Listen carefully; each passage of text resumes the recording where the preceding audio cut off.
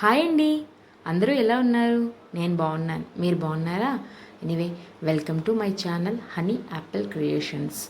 ఈరోజు నేను ఇంకో కొత్త వంటకంతో నేను మీ ముందుకు వచ్చేసాను. ఈరోజు మన స్పెషల్ ఏంటి అంటే గోంగూర పచ్చిరొయ్యలు. దీనికోసం ఒక కట్ట గోంగూరను తీసుకొని శుభ్రం చేసుకొని పక్కన పెట్టుకోవాలి. దీనికోసం నేను 1/2 kg రొయ్యల్ని ఇలా వాడుతున్నాను. వీటిని బాగా శుభ్రం చేసుకొని ఒక 2-3 టైమ్స్ బాగా ఉప్పు పసుపు అనేవి వేసుకొని నీట్గా కడిగి పక్కన పెట్టుకోవాలి. చూసారు కదా, నేను ఇలా క్లీన్ చేసి పక్కన పెట్టుకున్నాను.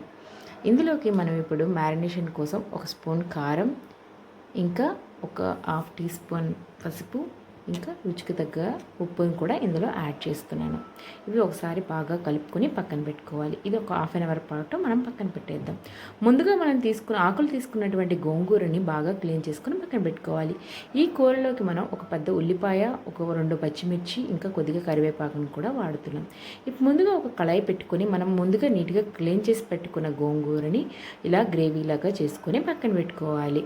ఇప్పుడు ఇంకొక కళాయి పెట్టుకొని అందులోని కొద్దిగా ఆయిల్ అనేది వేసుకొని మనం మ్యారినేట్ చేసి పెట్టుకున్న రొయ్యల్ని బాగా ఫ్రై చేసుకోవాలి. రొయ్యల్లోంచి బాగా వాటర్ వచ్చి రొయ్యలు అనేవి కొద్దిగా బాగా కుక్ అయ్యేలాగా మనం దీన్ని మీడియం టు స్లో ఫ్లేమ్లో నీట్గా ఇలా ఫ్రై చేసుకొని పక్కన పెట్టుకోవాలి.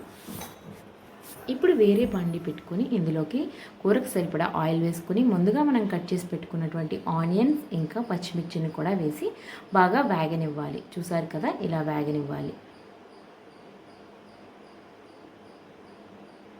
ఇలా వేగుతున్న క్రమంలో మనం ఉల్లిపాయలు కొద్దిగా వేగిన తర్వాత ఇందులోకి మనం కొద్దిగా కరివేపాకును కూడా యాడ్ చేసుకోవాలి.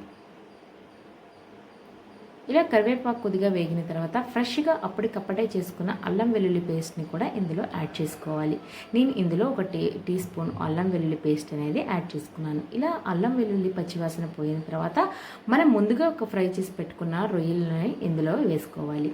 ఇప్పుడు కూరకు సరిపడా కారం, మసాలా, ఇంకా ధనియాల పౌడరు, జీరా పౌడర్ కూడా వేసుకొని ఇలా కలుపుకోవాలి. ముందుగా మనం ఏదైతే గోంగూర పేస్ట్ అనేది పెట్టుకున్నామో దాన్ని పప్పుగుద్దుతో బాగా మెదుపుకొని ఇలా పేస్ట్ లాగా చేసుకోవాలి. ఆ పేస్ట్ని కూడా ఇందులోనే వేసుకొని ఒకసారి బాగా కలుపుకొని ఇప్పుడు మనం కూరకు సరిపడా వాటర్ అనేది యాడ్ చేసుకోవాలి. చూసారు కదా, నేను చూపిస్తున్న విధంగా వాటర్ అనేది యాడ్ చేసుకుంటూ నెమ్మదిగా కలుపుకొని కూర అనేది మనకి బాగా ఉడికిపోయేలాగా ఉడకనివ్వాలి.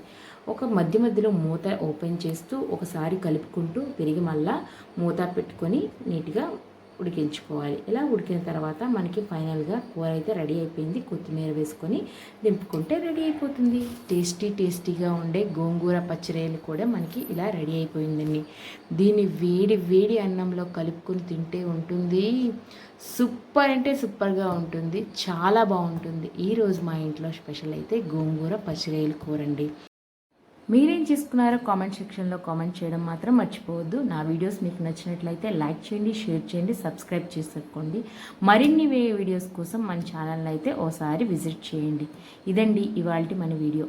ఇంకో చక్కని వీడియోతో మళ్ళీ రేపు వీడియోలో కలుసుకుందాం. అంతవరకు సెలవు. Bye bye.